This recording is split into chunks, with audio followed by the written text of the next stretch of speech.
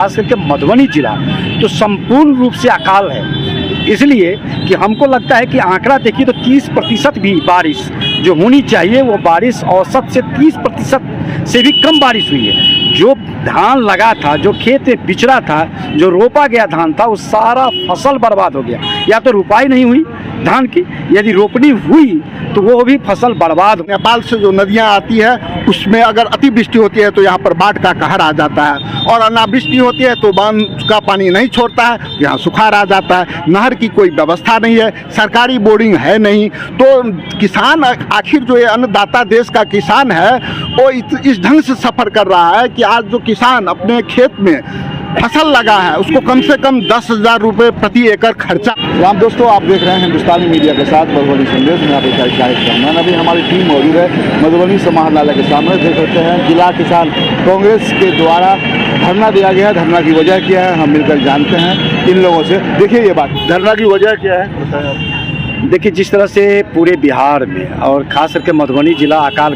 से ग्रस्त है, अकाल क्षेत्र घोषित करने के लिए हम लोग आज जिला किसान कांग्रेस के बैनर के तले धरना दे रहे हैं। सबसे पहले हमारी मांग है कि मधुबनी जिला को अकाल क्षेत्र घोषित किया जाए। दूसरा डिमांड है कि 10,000 रुपये प्रति एकड़ किसानों को फसल क्षति का मुआवजा दिया जाए। तीसरा मांग है जो मालगुजारी है उसको माफ़ किया जाए, कृषि ऋण को माफ़ किया जाए, किसानों को जो MSP है उसकी कानूनी गारंटी दिया जाए। इन्हीं मुद्दों को लेकर 11 सूत्री मांगों को लेकर के हम लोग आज जिला किसान कांग्रेस के बैनर तले धरना पर बैठे हुए।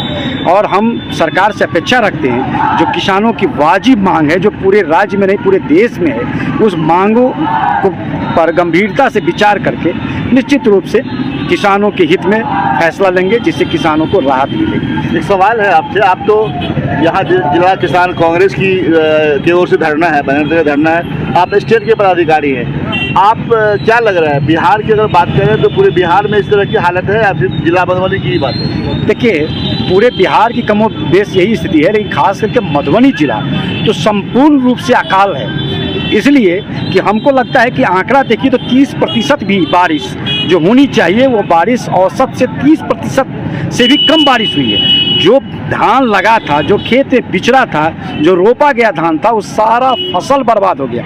या तो रुपाई नहीं हुई धान की, यदि रोपनी हुई तो वो भी फसल बर्बाद हो गया है। तो जो रोपाई हुआ उसके लिए हम कह रहे हैं कि फसल क्षति का आप मुआवजा दीजिए, और जो रोपनी नहीं हुआ उसके लिए हमारा मांग है कि वैकल्पिक खेती के रूप में जो मूली है या फिर तोरी है या अन्य फसल है, उड़द है, उसकी बीज मुफ्त में किसानों को मुहैया कराया जाए और किसानों को वैकल्पिक खेती के लिए प्रोत्साहित किया जाए। धन्यवाद। अध्यक्ष जी, क्या कहना चाहेंगे आप? देखिए, किसान जो है देश की रीढ़ की हड्डी है, किसान देश की आत्मा है, किसान देश की अन्नदाता है। आज अन्नदाता किसान पर संकट मंडरा रहा है, चाहे वो बिहार हो या संपूर्ण देश हो, तो किसानों पे जो है संकट गड़ा रहा है। खासकर मधुबनी जो नेपाल से सटा हुआ एक ज़िला है, जहां अगर अतिवृष्टि होती है तो बाढ़ आ जाती है, अनावृष्टि होती है तो सुखाड़ आ जाता है। तो ये अतिवृष्टि और अनावृष्टि के कारण यानी कभी बाढ़ से तो कभी सूखाग्रस्त से लगभग हमेशा ही जो है सफ़र करता हुआ जिला है मधुबनी,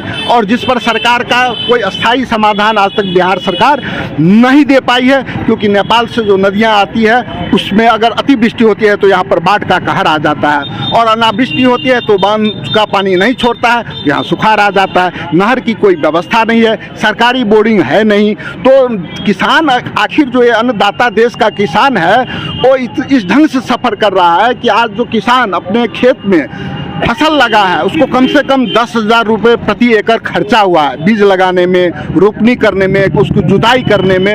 इस प्रकार से 10,000 रुपये प्रति एकड़ उसको खर्चा पड़ा है, और आज जो है धरती फट चुकी है।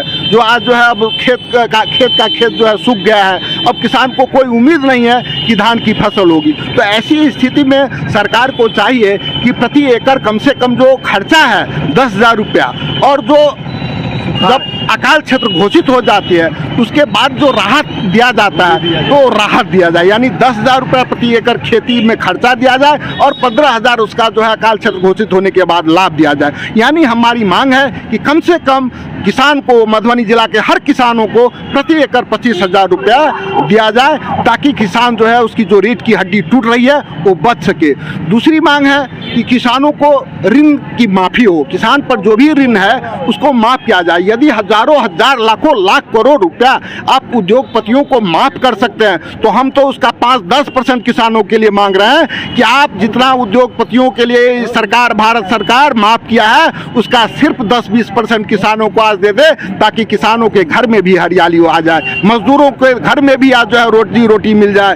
तो किसानों को भी उसका अंश मिलना चाहिए। आप उद्योगपति को ऋण माफ़ कर सकते हैं तो किसानों का क्यों नहीं कर सकते हैं? यानी कि अगर आप नहीं करते हैं तो ये माना जाएगा कि आप किसानों का कमर तोड़ने की वाली सरकार है, आप किसानों को कमर तोड़ने में आपको आनंद हो रहा है, आप किसान मजदूर विरोधी सरकार हैं, ये ऐसा मान लिया जाएगा। अगर ऐसा नहीं है तो आपको अविलंब 25,000 रुपया किसानों को मुहैया करानी। धन्यवाद आपका। देखा दर्शकों, इन्होंने बताया है, ये मनोज झा जी हैं जिला अध्यक्ष, इनका कहना है कि सरकार सबसे पहले तो ये सुखाड़ घोषित करे मधुबनी जिला को 25,000 रुपया इसे जो है मतलब भरपाई के लिए दे, साथ में जो कर्जदार हैं, जो कर्ज है किसान पर उसे माफ़ करे। अगर आप नए हैं हमारे चैनल के लिए तो आप इसे सब्सक्राइब करें, लाइक करें और शेयर करें।